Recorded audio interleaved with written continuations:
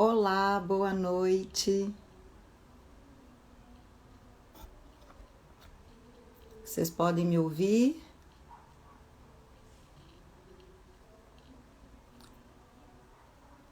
Boa noite.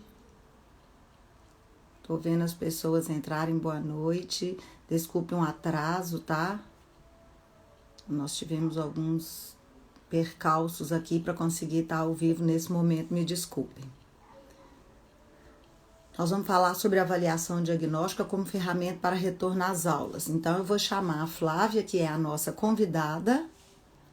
Aguardo, né? Espera só um minutinho para ver se ela entra aqui.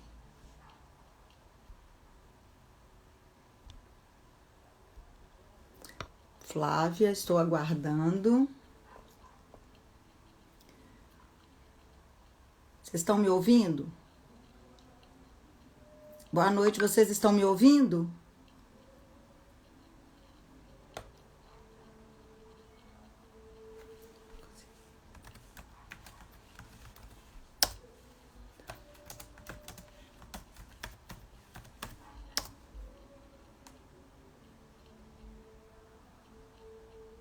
Olá, alguém pode me dizer se o som tá bom? Vocês estão me ouvindo?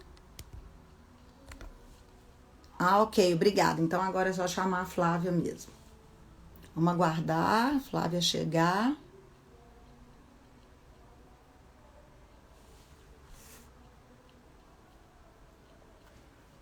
Vamos ver aqui se está acontecendo algum problema com a Flávia.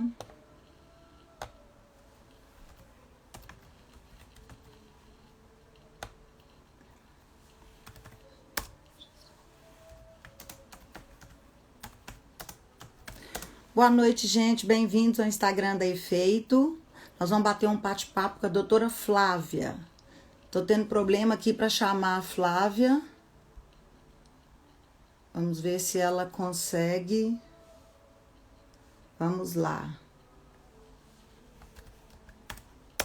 Tô aguardando a Flávia pedir.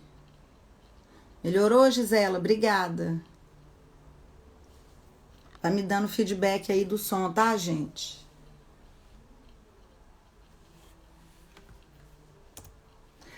A Flávia tá falando que não recebeu ainda o convite. Eu vou pedir ela, então, para entrar. Eu aceito. Flávia, você tá me ouvindo? Você tá ao vivo? Você consegue pedir, então, para entrar?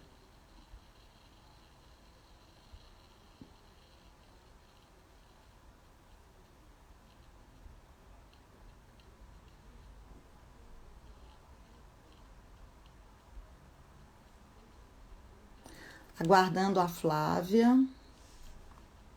Boa noite, bem-vindos ao Instagram do Efeito. Obrigada por estarem aí.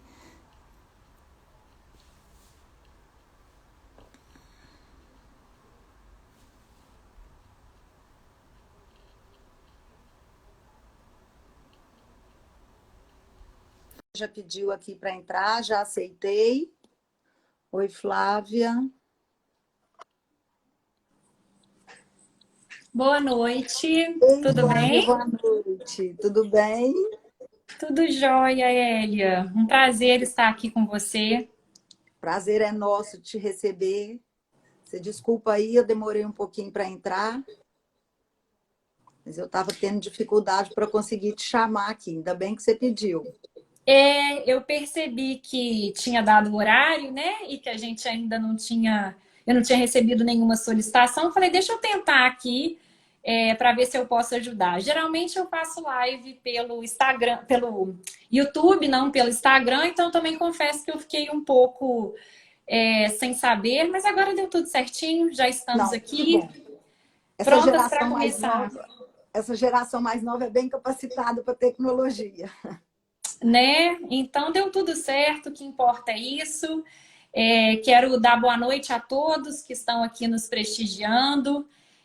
Quero agradecer a Efeito, na sua pessoa, Elia, e também da Márcia, que é uma grande querida, pelo convite de estar aqui com vocês hoje para essa live. Fiquei muito feliz por esse convite. E agradecer não só por essa parceria, mas por tantas outras, né, que a gente já já está iniciando aí com a Efeito. Nós estamos Sim. com um capítulo de livro que vocês fizeram a gentileza de escrever para uma obra que eu organizei, que a gente vai publicar agora no segundo semestre. Estamos com uma parceria na universidade, então fico muito feliz com mais essa parceria aqui hoje. Que bom, é um prazer ter você aqui. Eu estava esperando, né, você aparecer para eu poder te apresentar. Então, eu ainda não falei, né, gente, quem é a Flávia. Vou precisar ler aqui, porque apesar dessa, né, fisionomia, desse rostinho de menina, a Flávia já tem aí uma bagagem considerável para poder estar nos ajudando. A Flávia ela é bióloga, né, pela UFMG. Ela é especialista em ensino de ciências e biologia pela PUC Minas, mestre e doutora em medicina molecular pela UFMG. Profissionalmente, ela atua como professora e coordenadora no segmento de rede particular de ensino e também como professora e coordenadora na pós-graduação de Neurociência e Educação da PUC Minas. Então, é essa pessoa hoje que Isso vai, mesmo. né? Não é isso? Tem mais alguma coisa que eu Isso esqueci de mesmo. falar? Então, Acho que por hora está tudo certinho. A Flávia hoje vai falar com a gente um pouco sobre a avaliação diagnóstica como uma ferramenta para esse retorno da volta às aulas. Eu vou deixar ela falar e, à medida, né, que a gente for tendo contribuição para a fala dela, eu entro. Beleza, muito obrigada pela minha apresentação e pela gentileza, né, de falar que a carinha está um pouco mais nova, me deixa bem feliz. E é isso, nós vamos falar hoje sobre um assunto que me interessa bastante. Eu sou uma estudiosa da educação, né? Eu gosto sempre de ressaltar todas as vezes que eu vou falar sobre educação, tanto que isso para mim é caro, tanto que isso me move. Na universidade, a minha linha de pesquisa é dentro da educação. E trabalho também, além de ser professora na universidade, né, Elia, como você bem disse na minha apresentação, trabalho também como professora numa escola da rede particular aqui em Belo Horizonte. E tenho um orgulho de falar isso, porque ser professora da educação básica é algo que eu tenho muito orgulho de ser. Acredito muito nesse segmento da educação e enquanto a gente pode contribuir por ele. E a gente vai falar hoje de um assunto que é muito importante, né? A gente vai falar de avaliação diagnóstica, mas a gente vai falar de avaliação diagnóstica numa perspectiva que muito importa, principalmente nesse momento que a gente está vivendo. Um momento em que vivenciamos, né? Ainda estamos vivendo uma pandemia, e a gente começa a dar os primeiros passos para voltar, né, para um retorno híbrido. Um retorno ainda que não é da forma como a gente deixou a nossa escola, e sinceramente acredito que da forma que a gente deixou não vai ser mais, né? Mas é uma informação muito importante da gente começar a conversar. E inicialmente eu quero pontuar duas coisas que considero bem importante para a gente começar aqui a nossa fala. O primeiro é um conceito simples, né? Do que é uma avaliação diagnóstica. Um conceito que todo educador já sabe, né? A avaliação diagnóstica é uma ferramenta que a gente, educador, vai utilizar para a gente conseguir medir, para a gente conseguir mensurar o quanto os nossos alunos, as nossas turmas, as nossas séries, elas dominam, né? Eles dominam determinados conhecimentos, determinadas habilidades e determinadas competências.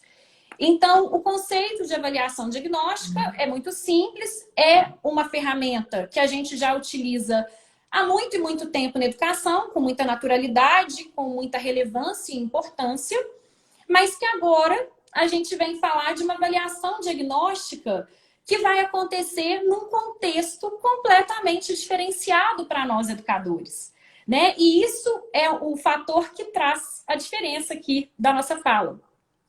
Quando a gente estava preparando, nós falamos que ela não é uma novidade, mas que nesse momento ela ganha uma força nova, né? A relevância que ela vai ter nesse momento de retorno, como você disse, para essa escola que já queria uma mudança e que agora está sofrendo, né, com essa mudança que tanto queria, a avaliação diagnóstica ela vai ser realmente uma ferramenta norteadora, né? Vou deixar você continuar Exato. falando.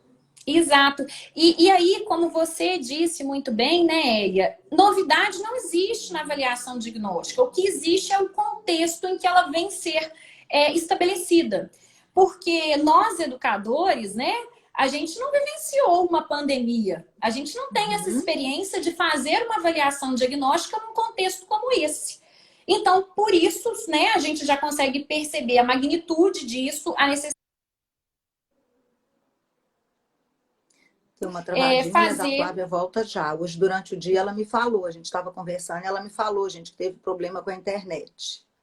Vocês não estão me Travou. ouvindo? Isso, deu uma travadinha, mas eu falei que você voltaria já. Eu continuei te ouvindo aqui perfeitamente. Que pena, mas vou retomar aqui então, dizendo que a novidade é a avaliação diagnóstica ser feita neste contexto de pandemia, que para todos nós, educadores, não há experiência na aplicação de uma avaliação diagnóstica em algo, um contexto parecido. Né? Então, acho importante, além da gente definir o que é avaliação diagnóstica, que já fizemos, da gente delimitar um pouco do que é esse contexto, né, que a gente tem vivenciado. Um contexto que já dura 15 meses, né? Estamos falando de uma pandemia que começou em março de 2020 e que até o mês passado, junho de 2021, ao menos estou falando da minha realidade, uma realidade enquanto educadora na cidade de Belo Horizonte, né? O meu segmento, o segmento onde eu leciono, Fundamental 2 e médio, ele retornou presencialmente, em formato híbrido, apenas no mês passado. E aí, o que a gente tem, né, nesse retorno? A gente tem um retorno muito diferente. Inclusive, quando a gente pensa em níveis de ensino, instituições de ensino e até mesmo ao longo das cidades e até mesmo dos países, né? A gente tem estudantes que, nesse período de pandemia, ficaram completamente sem aula por muitos meses, né? A gente está falando de estudantes que tiveram algumas atividades algumas atividades acadêmicas para fazerem, mas de maneira autônoma, né? E muitas vezes em pequenas quantidades, que nem sempre se tinha um retorno dessa atividade que eles estavam produzindo. Tivemos estudantes que ficaram poucos dias sem aula e começaram a ter aulas assíncronas, e estudantes que tiveram, nesse tempo todo, aulas síncronas. Então, a gente consegue perceber que a gente tem uma diversidade muito grande de situações. Mas, apesar dessa grande diversidade, a gente chega a uma conclusão muito simples. Nós temos uma situação escolar diferenciada. A gente tem escolas no Brasil, no mundo todo, que estão funcionando, que estão lecionando de uma forma que não é o padrão, né? Quando você fala desse estudante, desse ambiente, desse contexto modificado, eu fico pensando no impacto socioemocional que esses alunos sofreram. Não só em relação ao contexto escolar, mas no contexto familiar, no contexto afetivo. Né? Você aí com seu ensino médio, e você também tem a faculdade, né? A pós-graduação. Sim. Então, talvez não seja o público dos nossos seguidores, dos seguidores da Efeito, mas é um público escolar também, né? Acadêmico. Então, acadêmico, isso. Nós temos esse impacto socioemocional pegando esses estudantes em diferentes fases da vida. Quando a gente for considerar a criança, né? Esses pais dentro de casa, agora na saída novamente, para desligar o adolescente que foi privado do convívio social e agora retomando isso com aquela insegurança que é própria da adolescência, que não tem como evitar e que as dificuldades foram vividas mais de forma virtual do que presencial mesmo, do que esse impacto. Essa avaliação diagnóstica, ela tem que ser sensível também, né, a esse contexto, porque esses alunos eles vão estar voltando assim com uma expectativa, igual você disse anteriormente, daquela escola que eles deixaram, aquela escola de muitos, aquela escola que acolhe toda a comunidade escolar conhecida deles e que agora é diferente, né? Porque muitos nas escolas não vão voltar, a gente sabe disso, né? pessoas perderam a vida, eles também vão voltar num determinado luto ainda, porque perderam parentes. Então, esses alunos, eles voltam com a condição socioemocional diferente. E a gente sabe da interferência que esse contexto emocional tem na aprendizagem, né? Você, como neurocientista, você sabe disso. O impacto emocional, ele, tanto que quando se faz avaliação, se você pega um instrumento avaliativo, se ele não tiver sensibilidade para esse lado emocional, fica assim, não tá acontecendo nada, né? Dependendo do instrumento, se ele for falho para as questões emocionais, e aí quando você vai olhar, né? Hoje a gente, quando estava alinhando, nós falamos disso. Você quando vê que o rendimento do aluno, você pede ajuda e tal, você chega a encaminhar para um outro tipo de avaliação, porque não é a questão pedagógica que está difícil para ele, né? Dentro do que a escola coloca ali como condição para a aprendizagem, o aluno está bem. Mas se ele não estiver bem emocionalmente, e esse aluno vai voltar inseguro, ele vai voltar carente, ele vai voltar em luto, né? Nós vamos ter aí, no que a gente precisa lá na tríade para aprendizagem, que é o ambiente, né? Contextualizado para isso, o aluno, né? A pessoa, o professor, bem, e a função, que seria o aprendizado. Nós vamos estar aí com duas, como que eu chamo? Com dois quesitos alterados, porque o ambiente vai estar alterado e o aluno. A única coisa que nós vamos ter preservado é a necessidade da aprendizagem.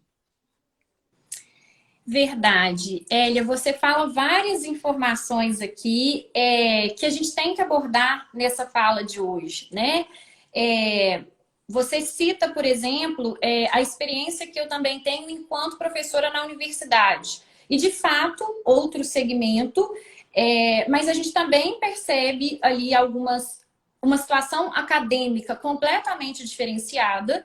E um fato que eu chamo a atenção aqui, que eu acho bastante importante, é que na pós-graduação em Neurociências e Educação, eu trabalho com professores, né? Os meus alunos são professores. E isso é uma experiência bastante rica, porque a gente, inclusive, hoje tem turmas que funcionam por todo o Brasil.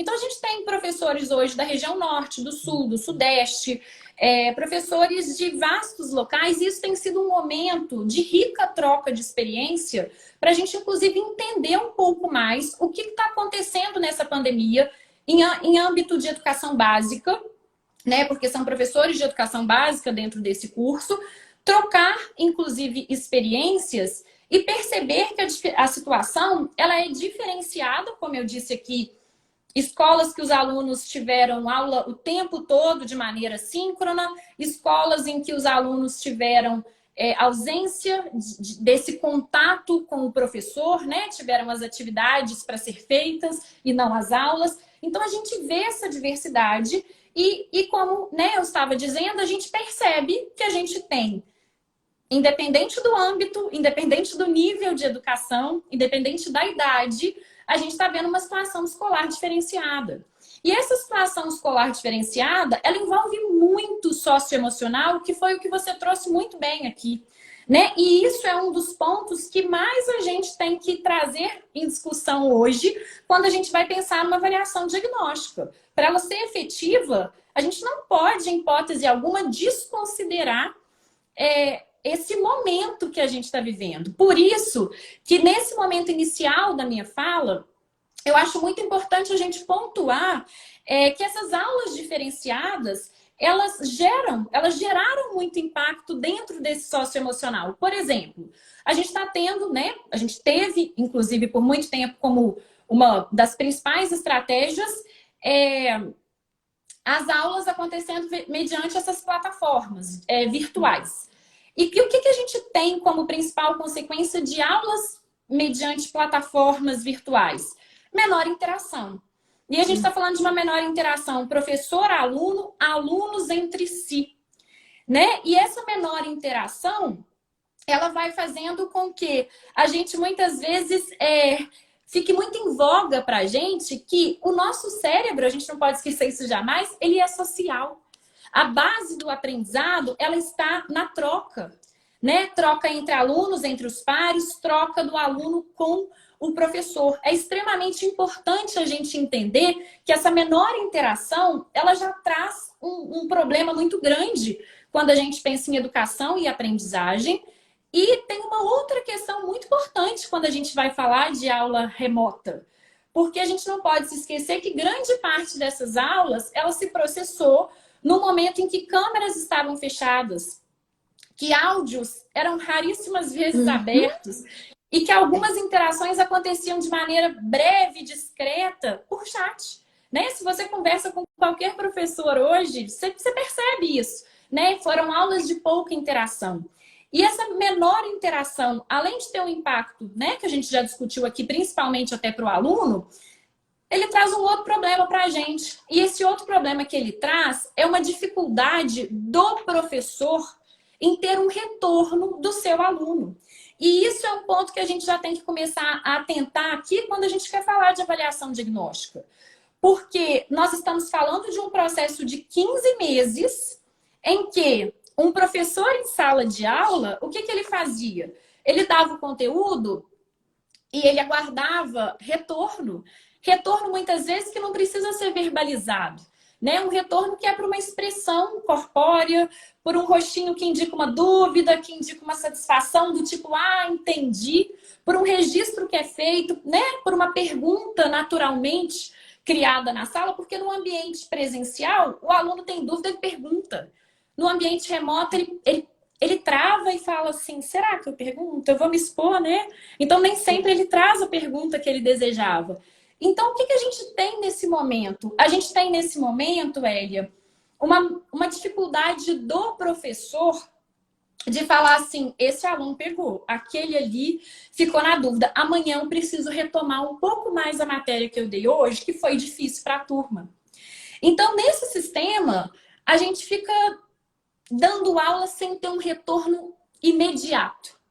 E para piorar, né, essa situação que a gente vivenciou, que nem sempre era possível se ter um retorno imediato, a gente ainda soma a isso outros fatores que são relevantes para a gente discutir a questão da avaliação. Isso desmotivou o aluno. Sem dúvida alguma, esse sistema gerou um pouco de desmotivação. É claro que nós, docentes, fizemos o possível e o impossível para motivá-los, mas de uma maneira generalizada, isso gerou um pouco de desmotivação, isso gerou uma certa insegurança em participar. O jovem, o adolescente, a criança, como eu relatei aqui há pouco tempo atrás, ele fica um pouco temeroso dele se expor nesse sistema que é gravado, nesse sistema que ele pode virar um meme. Então, menos interação, né? E além de tudo isso, a gente percebe que durante esse processo, aconteceram avaliações. Que no primeiro momento, a gente falou assim, vamos esperar, talvez essa pandemia vai durar coisa de poucas semanas e a gente vai voltar. Mas depois, a gente começou a perceber o quê? Que não dava para adiar mais a avaliação. Ela tinha que acontecer nesse sistema remoto. E quando a gente vai fazer uma avaliação nesse sistema remoto, a gente tem que usar das estratégias que o sistema remoto nos permite usar. Então, a gente ficou muitas vezes a depender do que a tecnologia nos oferecia, né, para poder fazer algumas formas de avaliação. E a gente entrou num sistema avaliativo totalmente diferenciado. Todas as escolas passaram por isso. Né? E o que a gente percebe quando isso acontece? A gente percebe que aquela forma de avaliação, né, do aluno ali, ele a prova que a gente tinha, não se processava mais. A gente teve alunos nesse momento que muitas vezes fizeram provas coletivamente. Coletivamente entre eles, que se isso ainda gerou uma discussão, alguma troca, eu acho que, assim, apesar de não ser legal, ainda trouxe um aprendizado, mas que muitas vezes a gente percebe, não podemos afirmar, mas muitas vezes a gente percebe que foram provas coletivas e que o próprio aluno não processou aquela informação. Ele pegou a informação que foi passada a ele e respondeu à prova porque ele precisava fazer. Então, a gente já percebe uma situação que é o quê? Há 15 meses, de uma maneira genérica, a gente já está com uma dificuldade de avaliar o nosso aluno tal qual ele está nesse momento, né? Eu não consigo, enquanto professora, mensurar como eu fazia no sistema presencial, o aluno X, o A, o B, o C, ele sabe isso, ele tem dúvida naquilo. No sistema remoto, a gente começou a ter um pouco de menos certeza do que o nosso aluno assimilou e do que ele não assimilou. E aí, fica à vontade. Posso te interromper um pouquinho? Claro. Porque assim, você está falando e tem inclusive umas participações aqui que eu gostaria de compartilhar com você, porque eu tenho acesso aos comentários. Claro. E aí são pessoas que estão fazendo comentários pertinentes e que talvez você possa contribuir em cima do comentário dele. Essa questão da avaliação, que ela já era, como você está falando, né? E como eu percebo que os professores sempre fizeram, essa avaliação, que ela é um contínuo na sala de aula, ficou comprometida, né? Então, vamos dizer que houve uma necessidade de adaptação, vocês conseguiram, fizeram e estão hoje funcionando com ela. Só que ao retornar para a sala de aula, né, me corrige se eu estiver errado, a necessidade de voltar para aquele outro modelo de avaliação vai se fazer necessário, não é isso? Porque você vai ter condição. E aí a gente tem tanto o professor fazendo as adaptações necessárias para cada realidade. E esse professor ele vai estar com dois públicos diferenciados, porque as aulas, né, como você citou aí, nem todos estão seguros para voltar. Você vai continuar precisando avaliar esse aluno em casa. E aí, será que ele fica em desvantagem em relação àquele que está em contato direto com o professor e que está sendo avaliado? Né? Então, tem uns comentários aqui em relação a esse momento de fala, que eu não consegui ler o nome, se a pessoa quiser manifestar de novo, é uma professora de São Paulo. Ela está falando que em São Paulo eles já estão com a aula presencial desde janeiro. Ela só fez esse comentário e eu vou, né, se ela ainda estiver nos ouvindo, ela poderia compartilhar aqui com a gente como que ela está vivendo isso, para a gente falar para mais pessoas ouvirem. A Paola é uma colega da Efeito. Ela está falando da parceria da família e do estudante. Nesse momento, né, que vai ser fundamental essa parceria, esse engajamento. Se antes ele era importante, agora, então, maior. E a Cláudia, ela é professora de segmento infantil, ela está falando aqui, né? Fundamental, uma parceria... ela está falando que essa avaliação que é feita desse momento remoto ou desse momento virtual, muitas vezes vocês não têm segurança se aquilo que vocês estão tendo acesso como feito pelo aluno, se é ele mesmo que está fazendo ou se são os pais, né? Tem uma outra pessoa que compartilhou aqui dessa fala dela. Não podemos afirmar nem que é, nem que não é. Nem que é, nem que não é. É isso que ela está falando. Ela questiona isso, né? Eu não copiei, assim. Ela questiona essa avaliação. Você está avaliando um conteúdo que tem um mediador ali. Exato. Você tem certeza que tem um mediador. Agora, se o feito é da criança, do adolescente ou da família... Porque a gente sabe que muitas famílias precisaram recorrer ou quiseram, ou, né, fizeram a opção de recorrer a contratar profissionais para acompanhar as crianças. Isso foi comum acontecer. Eu, na clínica, sei que algumas mães precisaram recorrer a isso. E não vejo problema, desde que esse mediador ele consiga deixar muito claro ao estudante que a função dele é auxiliar e que a produção vai ser do estudante, né? Mas a questão que a gente está pontuando aqui é que muitas vezes a gente não sabe se essa produção de fato é dele ou não, né? É uma coisa que a gente não tem como mensurar a partir do momento que estamos à distância. E aí você vem trazer informações, Elia, que são muito importantes quando a gente pensa que qual é o nosso contexto agora? E aí, mais uma vez, estou dizendo assim, da minha realidade que leciono em Belo Horizonte, né? Porque, como algumas pessoas trouxeram aqui de contribuição, a gente tem essa situação um pouco diferenciada em outros estados, enfim. Então, o que a gente encontra agora? Quando a gente fala de um retorno presencial, a gente está falando de uma sala de aula híbrida. E essa sala de aula híbrida é uma sala de aula que, primeiro, ela está modificada fisicamente, né? A gente não vai encontrar aquela sala de aula que a gente deixou em março de 2020. A gente vai encontrar um outro tipo de sala de aula. As próprias exigências sanitárias estão Isso, e que não é uma sala, de aula que a gente vai dizer necessariamente que é melhor ou pior. É só uma sala de aula transformada. Mas é uma sala de aula que está transformada fisicamente, né? A gente tem agora equipamentos tecnológicos dentro da sala de aula. O professor que está lecionando, ele leciona agora dando aula para o aluno que está em sala, num grau de interação mais próximo com ele, mas ele também continua atendendo nessa mesma aula o aluno que está remotamente em casa, né? Com um grau de interação também, mas um pouco diferenciado do presencial. A gente encontra agora uma sala de aula cheia de protocolos de segurança que tem que existir e que bom que estão sendo feitos com um grau de atenção tão bem dado, né? E esses protocolos de segurança, eles muitas vezes eles vão, num primeiro momento, exigir um tempo para que o próprio aluno e até mesmo o professor, ele se sinta confortável nesse mesmo sistema.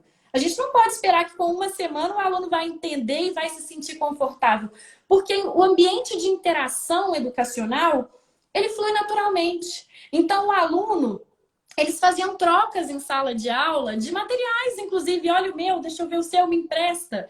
E isso está restrito por um protocolo de segurança. Ele não pode se aproximar tanto do professor dele que ele quer se aproximar, né? Então, a gente tem uma sala de aula modificada fisicamente. E essa sala de aula, ela não está modificada só fisicamente.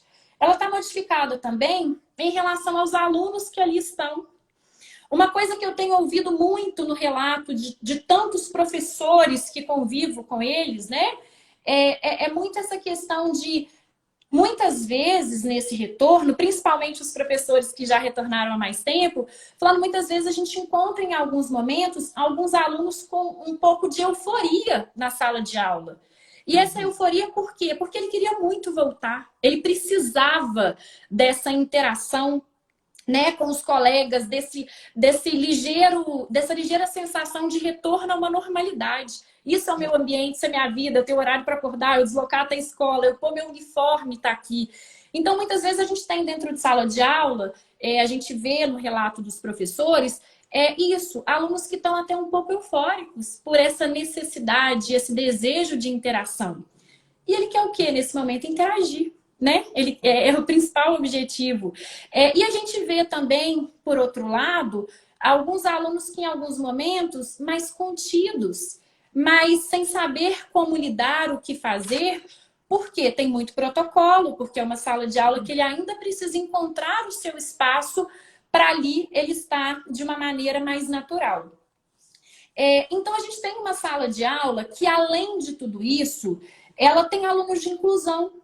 Alunos de inclusão que a gente não sabe, ao longo desse Brasil inteiro, a gente não sabe como eles foram acolhidos ao longo da pandemia.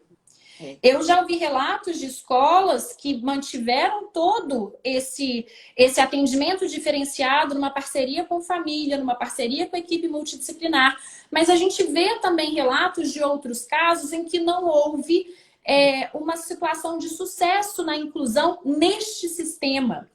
Então, a gente tem alunos de inclusão que muitas vezes não puderam ser atendidos como eles estavam. E esse aluno está voltando para a sala de aula neste contexto de sala de aula híbrida, ainda numa pandemia, e a gente precisa saber como esse aluno também se localiza dentro da sala de aula. Como você disse um pouquinho aqui previamente, a gente tem dentro dessa sala de aula agora também alunos que perderam parentes, perderam pais, perderam irmãos, perderam tios, avós, alunos que perderam amigos, alunos que tiveram Covid. E isso é um ponto que a gente tem que destacar, sabe, Hélia? Porque alunos que tiveram Covid, eles podem estar vivenciando neste momento algumas consequências disso. O que a gente já tem na literatura estabelecido? Que o Covid ele vai atrapalhar a memória, que o Covid ele pode atrapalhar o grau de atenção, né? Ele pode gerar como consequência alteração no sono. E um aluno que não está dormindo direito, ele vai ter alteração de memória e ele vai ter aí um impacto no seu aprendizado. A gente tem alunos que podem estar vivenciando, como consequência desse momento, dores de cabeças persistentes e que impedem concentração. A gente tem aluno que está vivendo fadiga, porque essa fadiga associada ao Covid ela se estende por muito tempo. Então, olha o que a gente tem dentro de sala de aula. A gente tem um aluno que nem teve Covid, mas que ele está ansioso, que ele desenvolveu um quadro depressivo, que ele está com medo de uma situação diferenciada. E a gente tem alunos que não eram alunos medicados e que voltam nesse momento medicados. Tem desafio demais aí, não tem não, Hélio? Temos, nossa, esse segundo momento de fala seu aí, você, né, me puxou aqui na memória 3 coisas e eu fico até feliz de ter me puxado na memória, porque um dos tópicos é o que o Covid deixou na gente. Eu vou falar dele daqui a pouquinho, porque eu fui vítima e eu acho que discutir assim, numa rede pública, numa rede aberta, de uma experiência pessoal, eu acho que é até enriquecedor, porque foi coisa que eu vivi mesmo. Mas antes de falar da minha experiência, né, com essa sequela aí do Covid, eu queria falar do aluno de inclusão, porque foi sim o que você disse. No início, pensou-se 15 dias, né? Foi o primeiro fechamento da escola foi 15 dias. A gente sabia que não seriam 15 dias, mas vamos apostar nesses 15 dias e aí deixou. Mas tinha uma esperança que era 15 dias.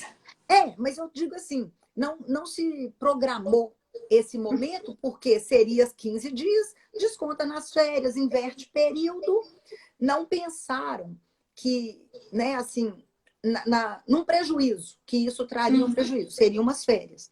Quando essa coisa foi se estendendo, além do aluno de inclusão, ele ter uma necessidade de um acompanhamento mais perto, de mesmo nas férias esse aluno não ficar tão livre, as famílias sofreram uma mudança muito grande dentro de casa, nos papéis. E para criança e adolescente, o papel, a representação do papel, ela é muito importante. Muito. Né? Ver a Flávia na escola, eles fazem até piadinha com você, o adolescente. Você, eu acho que você vai, né, poder falar disso muito bem. O adolescente, ele brinca com você, ei, professora, isso aqui. Se ele encontra com você no shopping, ele cutuca o colega, ele não tem a espontaneidade de te cumprimentar como ele cumprimenta na escola. Tamanho é a importância que o seu papel tem dentro da escola como professora e que ali na rua ele ainda precisa se apropriar de que a Flávia é a mesma pessoa, né? Mas ele não sente a vontade para aproximar. E eu não estou, né, trazendo a discussão se isso é certo ou errado, mas eu estou falando que isso é um fator dificultador, né, para esses alunos jovens que ficaram afastados e para os alunos de inclusão também, que no momento do afastamento, não no afastamento da escola, mas no afrouxamento das rotinas escolares. Ele se desorganiza muito. Então, até que a família se organizou para que esse menino assistisse aula em casa, ou como algumas assumiram que não era possível se organizar, esse aluno volta agora.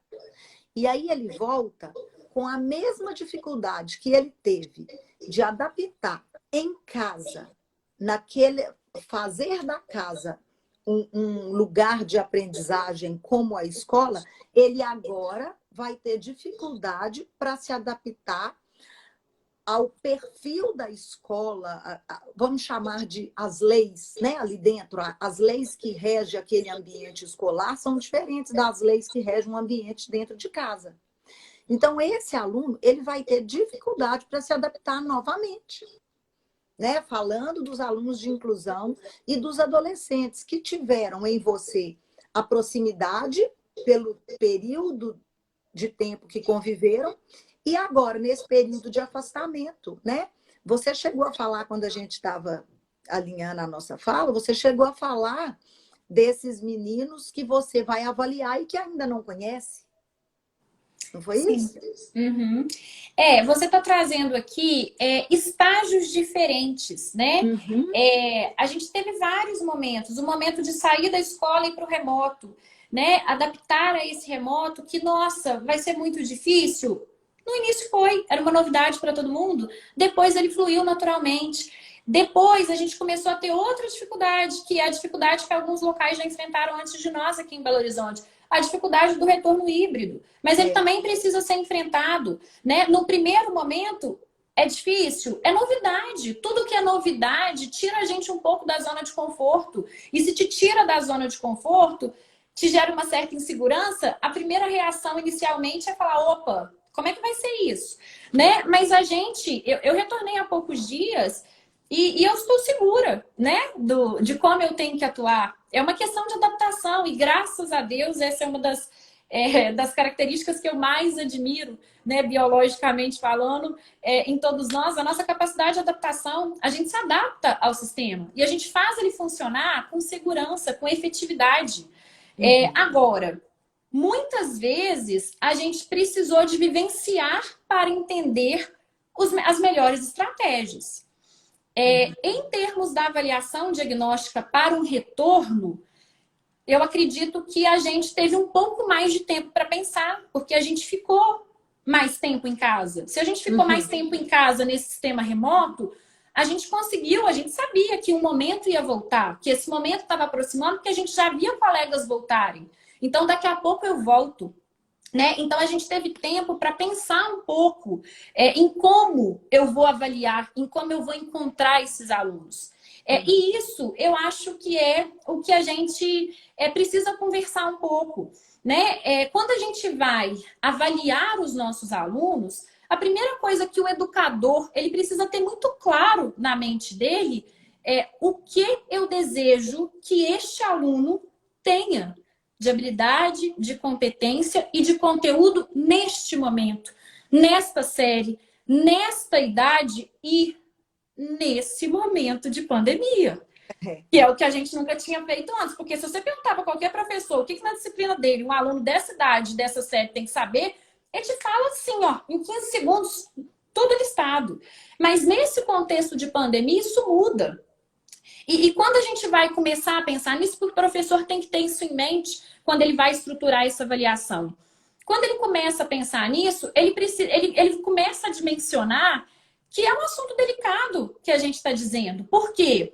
Esse aluno que eu tenho na minha sala de aula hoje, em 2021, é um aluno que ele tem uma bagagem socioemocional que muitas vezes eu nem sei ainda qual é. Eu ainda vou descobrir na convivência presencial com ele.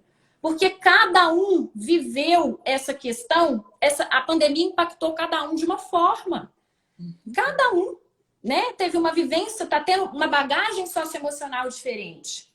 Uma segunda coisa que a gente precisa pensar eu estou falando de um aluno que está comigo em 2021, mas que ele já teve um ano anterior que também foi remoto. Né? Um ano que até março foi presencial e depois foi remoto o resto do ano, praticamente, né? Para a maioria aqui do nosso contexto do Brasil. Então, o que a gente está pensando? Esse aluno, ele já tem algumas vivências desse sistema remoto que foram positivas para ele, outras que não foram, mas ele já tem uma vivência de sistema remoto. Né? Terceiro ponto que a gente tem que pensar, que eu acho muito importante, e aí é um ponto específico do fundamental. E aí, né, eu trabalho com Fundamental 2, que isso fica também na minha mente. O aluno que hoje, em 2021, eu estou recebendo na minha sala, Elia, é um aluno que em 2020 ele vivenciou pela primeira vez, e para mim também, como professora, pela primeira vez, a implementação de um programa de aulas diferenciados, porque ano passado a gente teve que implementar uma base nacional curricular comum no meio de tudo isso. Então, olha só como que isso é uma coisa que exige reflexão. A gente está falando de um sistema educacional, de um programa de aulas que a gente alterou ano passado por uma exigência, uma normativa, né? Mas a gente está falando que nós, enquanto docentes, enquanto equipe, porque professor trabalha em equipe, né?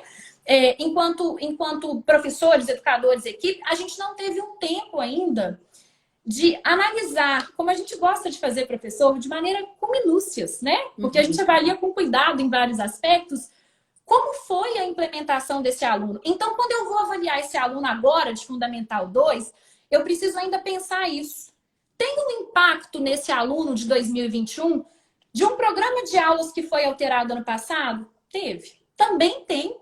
E está tudo misturado. E o quarto fator que eu considero assim muito importante que nós, professores, possamos fazer uma reflexão nesse momento é o seguinte: o meu aluno hoje, na minha sala de aula 2021, Elia, eu não conhecia ele antes. E sabe qual que é o problema disso? Que se eu vou fazer uma avaliação desse aluno e eu chego num resultado que esse aluno tirou 80, eu não sei o que eu faço com essa nota no primeiro momento se ela for um dado isolado. Sabe por quê? Porque eu não sei se esse aluno que tirou 80 na minha avaliação, agora, ele é um aluno que era de 80. De média 80, lá em março de 2020, antes de começar a pandemia. Eu não sei se esse aluno era um aluno de 95% e, opa, ele caiu para 80%. E eu não sei se ele era um aluno de rendimento 40 e foi para 80. Então, eu não tenho uma base do aluno para comparar com ele mesmo. E isso é uma coisa que tem que ser levada em consideração, né? Porque esse dado cru de uma avaliação que eu fiz, poxa, ele não pode me levar um dado que eu vou interpretá-lo assim, é isso? Ele chegou acima da média, tá tudo bem? Não, não tá. Porque eu preciso ter um parâmetro dele com ele mesmo. Então, a gente começa a pensar assim, eu tenho que ter tudo isso em mente para fazer uma avaliação diagnóstica. A gente já começa a ver o quê? Não é fácil. Não é fácil fazer essa avaliação diagnóstica. Priscila Zanella está concordando com você. Acho que é conhecida sua. Está falando exatamente, Flávio, traçar esse diagnóstico dessa turma nova, né? Nova, ela está colocando entre aspas, provavelmente porque é o que vocês estão vivenciando isso. Exatamente. A turma online existe, mas no presencial ela é nova. Exatamente. Né? Isso leva tempo, né? Isso leva tempo. E aí, a gente começa... pode ser feita em análise do histórico escolar. As pessoas, né, estão compartilhando, aplaudindo sua fala. Lucas está aqui falando que te adora falar. A Bela pediu para dizer que você é um exemplo de educadora. Oi, gente, obrigada. Quem tem amigo tem tudo, tá vendo? Que bom. Inclusive, eu mando um beijo grande para esses professores que eu tanto admiro, que contribuem muito para a minha formação enquanto docente e que a gente tem uma parceria, a gente discute, a gente troca ideia, a gente sempre cresce junto. Então, obrigada aí, né, por estarem aqui prestigiando e por contribuírem tanto para a nossa formação. E aí... eu vou aqui pensando que a gente tem tanta coisa para falar, mas o tempo vai sendo um limitante, que eu tenho que começar a caminhar, né? Nós temos 9 minutinhos ainda. Não, aconteceu então vou começar... nós atrasamos um pouquinho, são 8:50, nós ainda temos 9 minutinhos. Não, então vou começar a caminhar aqui para a gente ir para esse fechamento, mas a gente ainda tinha muito para falar, né, Elia? A verdade é essa. Rendia muito. Mas, enfim. Então, o que a gente começa a pensar? A gente começa a pensar que uma avaliação diagnóstica pontual, ela não é a melhor opção, né? Porque olha que a gente acabou de dar esse exemplo, né? De o que eu faço com esse resultado desse aluno. Então, na minha visão, o que a gente tem que entender? Que a avaliação diagnóstica, primeira coisa, ela é processual. Não dá para eu falar assim, hoje, dia tal, a gente vai fazer uma prova de ciências nessa série. O menino vai me dar uma resposta e eu vou considerar essa resposta como a minha avaliação. Não dá. Isso é uma parte de um processo que leva tempo e que acontece ao longo, né, de um período. Então, ela é processual, ela leva tempo. A segunda coisa, ela tem que ser feita em equipe, né? E por que ela tem que ser feita em equipe? Porque a gente sabe que a gente vai ter avaliações de diversos professores sobre o mesmo aluno. E cada professor, geralmente, ele vai captar ali um aspecto que apareceu na aula dele que talvez não apareceu tanto na sua. Por uma relação que o aluno tem de mais liberdade na aula de uma determinada disciplina que não é a sua, né? Por um gosto maior que ele tem por uma disciplina que talvez não seja a sua. Então, essa avaliação tem que ser em equipe. Os professores, ao longo do processo, eles vão avaliar de diferentes formas. Vai ser atividade escrita, vai ser atividade objetiva, vai ser oralidade. A gente vai ter que proporcionar em sala momentos de fala. Esse aluno precisa verbalizar o que ele está vivendo, porque quando ele verbalizar, a gente vai entender, claro que respeitando a vontade dele de verbalizar isso. Né? Então, quando a gente faz uma análise em equipe, esse dado vai ser mais fidedigno. E a gente precisa de um dado mais fidedigno no momento que a gente tem tantas incertezas. Né? E uma coisa que eu deixo assim, muito clara, que é o meu quarto ponto dessa avaliação diagnóstica. Ela tem que ir além do conteúdo acadêmico. Ela tem que ir além. Eu não posso avaliar só o que ele sabe de ciências, o que ele sabe de matemática ou de português. Eu tenho que avaliar esse aluno neste contexto.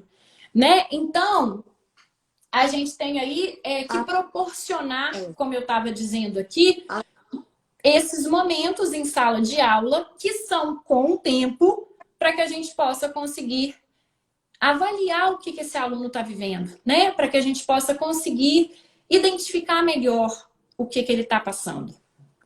Até porque o conteúdo acadêmico é um dos objetivos da escola. Ele não é A gente sabe que a escola ela é um lugar de muito mais saberes e experiências do que propriamente do conteúdo acadêmico, né? Tem uma pessoa, não estou conseguindo identificar o nome, Bitoresfi, deve ser a abreviatura do nome dela. Ela está falando que a avaliação diagnóstica pontual ela vai dizer muito mais sobre o professor e as aulas do que sobre cada aluno em si. Exato. Né? É o que você acabou de dizer, acho que ela está concordando. Então é isso, né, Ega? Não é que essa avaliação ela não vai nos trazer informação.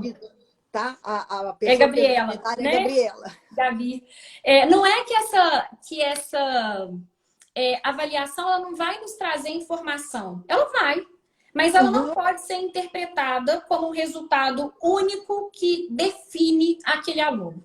E outra, a gente tem que fazer isso várias vezes. Nós estamos retomando agora em julho. Nós temos julho, agosto, nós temos até dezembro. Nós temos aí uma previsão de que esse sistema ele vai se estender por mais de que dezembro. Porque a gente não tem ainda uma fala de vacina para o nosso público, para o público que a gente atende. Né? A gente não sabe a hora que voltar, como vai ser essa nova... Vamos dizer assim, não vamos chamar de onda, porque já está bem baixo. A gente está vendo que as coisas estão ficando muito, muito controladas. Né? O número de pessoas que já está vacinado é grande e mesmo que esteja contaminando novas pessoas, os vacinados não estão ficando tão graves. Então, eu não acredito que chega na situação de voltar a fechar a escola, mas vai perdurar, sim. Porque no momento em que se volta tudo de uma vez, não voltam todos de uma vez. Né? Você pode abrir a escola para todos, mas não vai ser possível todo mundo estar retornando por esse monte de coisa que a gente já falou. Nesse momento, não, né? Quando a gente estiver num novo estágio, né? Em que a gente vai ter aí a possibilidade da sala estar completa, aí sim, né? A gente vai chegar nesse momento. Então, a Ana Souza está falando que a avaliação nunca definiu a exatidão do conhecimento. Não, e nós não estamos definindo como isso, né? Nós estamos até aqui falando que vai ser muito mais um instrumento norteador, né? Que vai apontar, que vai ser o diagnóstico mesmo. Exato. Quantas vezes Quantas vezes a gente sabe, eu falo isso muito com os meus alunos quando eu vou dar retorno, sabe? Eu falo muito assim, olha, essa prova aqui te define não. Eu sei que isso é muito mais do que essa nota que naquele dia você teve. Porque a gente tem isso. E aí a gente está falando, né, de ir além do conhecimento acadêmico. E olha que, assim, uma coisa que eu sou muito defensora é da importância desse conhecimento técnico, né? Da gente criar um conhecimento bem estruturado para os nossos alunos, claro, dentro de aprendizagens essenciais, né? Mas a gente tem que pensar muito nisso. A avaliação, ela pode ser feita de várias formas, né? A avaliação, ela tem que ser feita de várias formas, como a gente pontuou aqui, e ela tem que passar por esse processo para ela ser uma avaliação mais fidedigna nesse momento. Então, Flávia, tem 2 minutinhos e eu quero te agradecer. E, né, durante o tempo que a gente ficou, a partir do momento que eu soube que eu ia mediar, eu fui fazendo uma construção com a minha própria experiência nessa pandemia, né? Falar de avaliação com o que eu aprendi. Eu gosto de cozinhar, e aí eu fiquei pensando que a avaliação, né? Eu gosto muito de fazer comparação. A avaliação nesse momento de retorno às aulas, vê se você concorda comigo. Eu acho que ele vai ser igual o cozinheiro, que avalia a comida o tempo inteiro, né? Você prova, vê se tá bom de sal, vê se precisa aumentar o fogo. Então, assim, do início da preparação do prato até a hora de você servir, você está avaliando o que você está fazendo. Então, eu penso que, né, para vocês aí da escola, né, que estão lá lidando no dia a dia e que precisam avaliar vocês nesse momento e avaliar os alunos nesse momento, vai ser como um prato para ser servido com muito carinho no final, né? A gente vai provando, aumentando o fogo, colocando mais sal, abaixando o fogo, fazendo o que for preciso, até a gente ter um prato bacana. Exato, Hélia. É isso mesmo. E sabe, essa reflexão final, essa analogia que se faz, Hélia, ela descreve educação. Porque educação é interação. A gente está lidando com pessoas, né? E quando a gente está lidando com pessoas, essa sensibilidade, ela tem que fazer parte do processo, né? Por isso que a gente faz adaptações razoáveis quando precisa. Por isso que a gente tem que fazer atendimentos para verificar a situação de cada aluno, né? Para a gente proporcionar para ele a capacidade dele desenvolver da melhor forma possível as suas potencialidades. E para ele conseguir vencer os desafios que ele tem. Isso é uma educação que eu acredito, né? Isso é uma educação que vale a pena. Uma educação que a gente tem um planejamento muito bem estruturado, porque nós, educadores, a gente se qualifica muito para fazer isso. Mas é uma educação que vai sendo também construída ao longo do caminho. E a gente viu isso bastante, né? Tô com medo de cair ou não conseguir gravar para quem não pôde nos ver ao vivo, né? Então tá na hora da gente dar tchau. Né? Te agradecer muito. Eu sei que não foi fácil, né?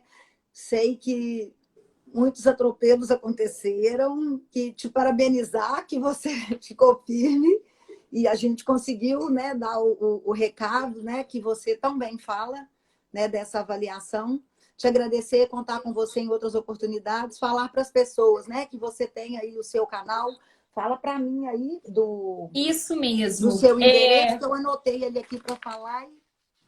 O pessoal que quiser continuar discutindo educação, é sempre um prazer. Como eu disse no início da fala, isso é o que me move, né? Você falou assim, teve tantos desafios para a gente chegar aqui hoje, teve, mas a educação, então tô dentro, né? Eu vou sempre tentar vencer todos eles para a gente estar aqui. Que bom que esse momento aconteceu. Eu tenho um Instagram, que é o @neurotópicos, e um canal no YouTube onde a gente faz live com muita frequência de conteúdo de educação e neurociência. O canal se chama Neurotópicos, Neurociências e Educação. Isso, alguém me escreveu ali. Vocês vão gostar. Pois é, vou encerrar, gente, para a gente conseguir salvar, para vocês terem acesso tanto lá no canal da Flávia quanto no IGTV da Efeito. Muito Combinado. obrigada. Obrigada por essa oportunidade. Beijo grande, obrigada a todos. Boa noite. Beijo grande. Parabéns, tá? Obrigada. Obrigada, tchau. Tchau.